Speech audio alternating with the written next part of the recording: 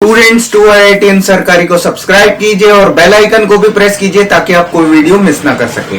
तो देखिए, अभी हम लोगों ने ज्ञानात्मक पक्ष को हम लोगों ने पढ़ लिया था, डिटेल में उसका डिस्कशन हम लोगों ने कर लिया था। अब हम लोग भावात्मक पक्ष को हम पढ़ेंगे।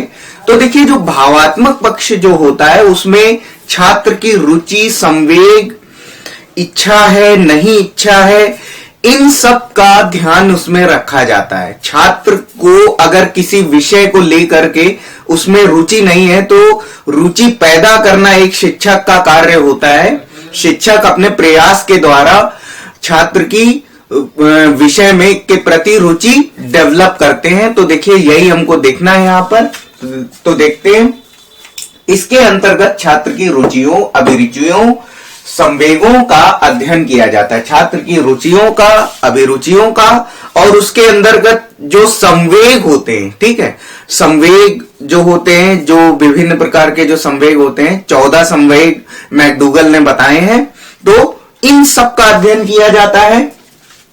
शैक्षिक उद्देश्यों के वर्गीकरण में भावात्मक पक्ष का भी महत्वपूर्ण योगदान होता है। जो ज्ञानात्मक पक्ष होता है वो भी महत्वपूर्ण होता है और जो भावात्मक पक्ष होता है वो भी महत्वपूर्ण होता है, ठीक है।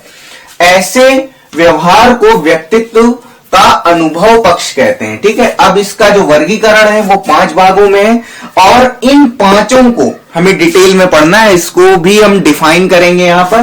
तो ये हमारे हैं, पहला है आग्रहण, ठीक है। आग्रहण मतलब क्या करना कि रिसीव करना, ठीक है। मतलब जो शिक्षक जो छात्र को दे रहा है उसको रिसीव करना, ठीक है। रिसीव करने के बाद उसके प्रति क्या करना, अनुक्रिया करना, छात्र द्वारा क्रिया करना। और तीसरा होता है अवमूल्यन, यानी कि वैल्यू देना, उसको मूल्य प्रदान करना। और उसके बाद उसका ऑर्गेनाइजेशन, मतलब उसको ऑर्गेनाइज करना। और चारित्रीकरण, ठीक है। तो चारित्रीकरण बेसिकली क्या हो गया, कैरेक्टराइजेशन हो गया, ठीक है। तो इन सबको हम डिटेल में पढ़ेंगे। तो आप क्या करिए, वीडियो पॉज करके नोट डाउन कर लीजिए। तो अब देखिए, इसी में आगे बढ़ते हैं। तो देखिए, आपका है आग्रहण या ध्यान, ठीक है। तो इसमें अनुकरण, तो अनुकरण क्या होता है, किसी की बात मानना क्या होता है, अनुकरण, या किसी को फॉलो करना, किसी को फॉलो करना भी अनुकरण होता है, ठीक है। आप अगर किसी छोटे बच्चे से अगर कोई बात कही जा रही है, अगर वो उसे मान लेता है या किसी को कोई कार्य करता हुआ देखता है और उसको फॉलो करने लगता है, तो जैसे क्या है कि इवन घरों में होता है कि बड़े जब पौधों में पानी डालते हैं तो उनको देख करके जो छोटे बच्चे होते हैं वो भी पौधों में पानी डालना शुरू कर देते हैं और उन्हीं के सामने करते हैं। तो इसको हम बोलते हैं क्या, अनुकरण। तो किसी को फॉलो करना ही क्या कहलाता है, अनुकरण कहलाता है। अनुकरण सुनने की तत्परता, ध्यान आदि क्रियाएं, जैसे अध्यापक पहले पाठ को नहीं पढ़ाते हैं। पहले अध्यापक क्या करते हैं, पहले पाठ नहीं पढ़ाते हैं, पाठ संबंधित कुछ विशेष बातें बताते हैं और उसके बाद क्या करते हैं, धीरे धीरे उसमें चैप्टर में क्या करते हैं, बच्चों का इंटरेस्ट डेवलप करते हैं और उसके बाद क्या करते हैं, पाठ की मुख्य बातें बता करके चैप्टर को चालू कर देते हैं। मुख्य बातों को बताता है। आग्रहण के 3 उपभाग हैं। 3 उपभाग क्या है, ये है, पहला है आपका अवगत करना, ठीक है।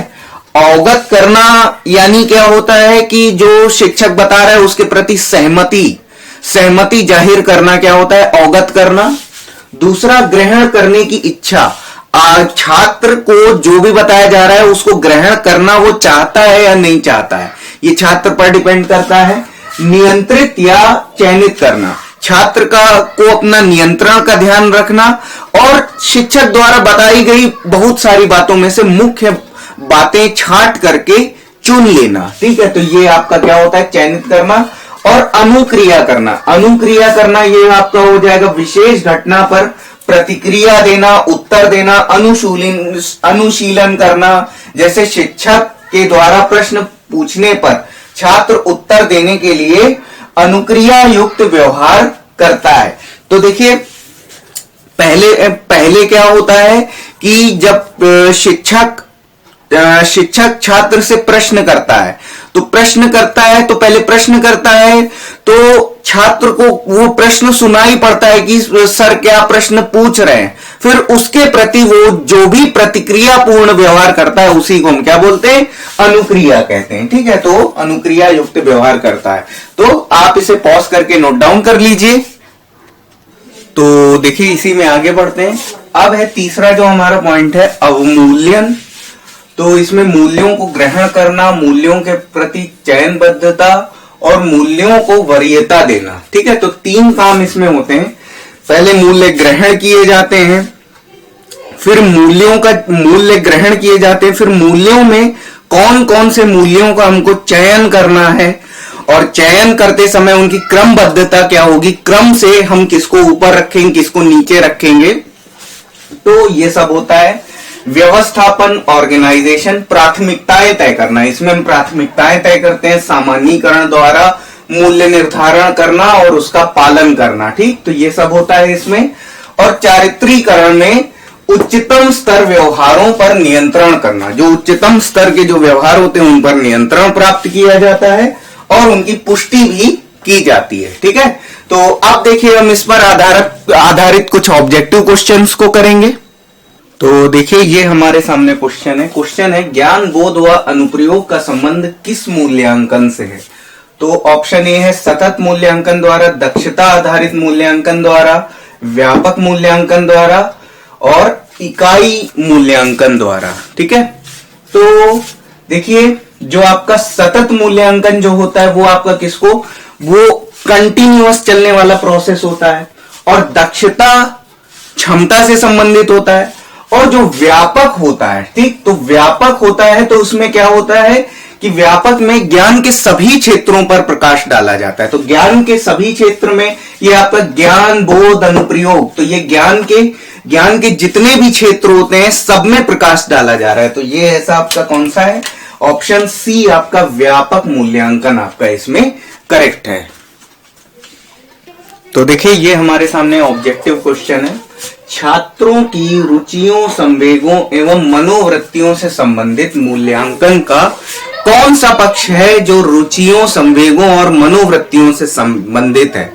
तो देखिए जो आपका जो संज्ञानात्मक पक्ष होता है, जो आपका संज्ञानात्मक पक्ष है, पक्ष जो आपका होता है वो तो आपका ज्ञान से संबंधित होता है। और जो आपका भावात्मक पक्ष होता है, भावात्मक पक्ष आपका रुचि से संबंधित होता है। तो इसमें जो आपका करेक्ट ऑप्शन होगा, ऑप्शन बी आपका करेक्ट है, भावात्मक पक्ष इसका राइट ऑप्शन होगा। देखिए ऑब्जेक्टिव क्वेश्चन है हमारा, ब्लूम टैक्सोनॉमी कब विकसित हुई थी। तो आपके सामने 4 ऑप्शन है, तो इसमें आपका करेक्ट ऑप्शन आपका सी है, 1956 में विकसित हुई थी ब्लूम टैक्सोनॉमी।